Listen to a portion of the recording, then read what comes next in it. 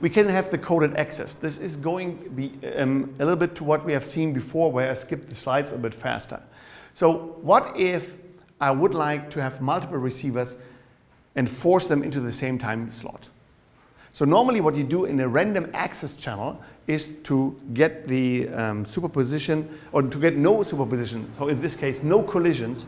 You don't want more than one device to send at the time to receive it correctly, right? So if there's an idle slot, we don't like it because it's inefficient. One transmission is successful and more than one is a collision.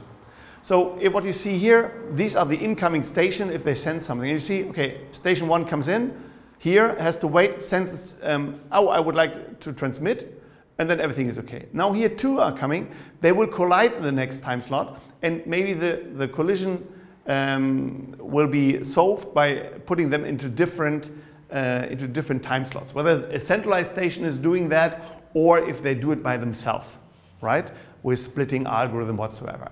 If you have more, what you see here is there's a lot of collisions, you can clean up one, another one comes in, and you always have problems in that until you cleaned it up here, a new comes in, and then you go on.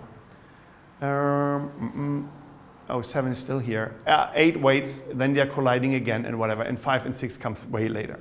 So this is the state of the art, right, how we do it today. What we could do is we just say, okay, wait a minute. If one is sending, it's always the same. But now 2 are sending. And imagine this, what we had with zigzag, right? You're sending and they're overlapping a little bit. And next time they overlap like this. So you only have to send twice. And here you only need to send 4 times, and here another time, and so on. You don't have any collisions. The only thing you have to detect is how often should these that collide do that. In case this would be here and colliding again, you have to continue to send until it's solved. So something like, oh, we are colliding, no problem, we are continuing until somebody says we have you, right? So this is a little bit optimal, but the thing is, we are moving away from avoiding collision to let's produce the collision and see what we can do with that, okay?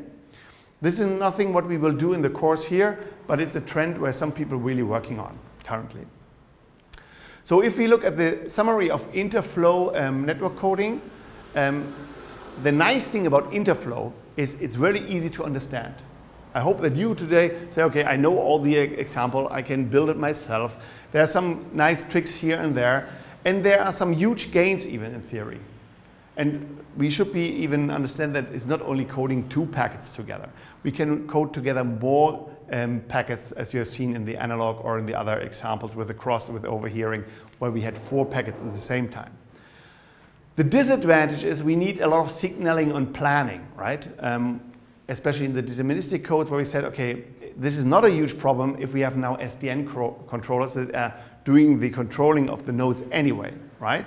But if we have dynamic networks like cars or drones in the air, the signaling will become a disadvantage.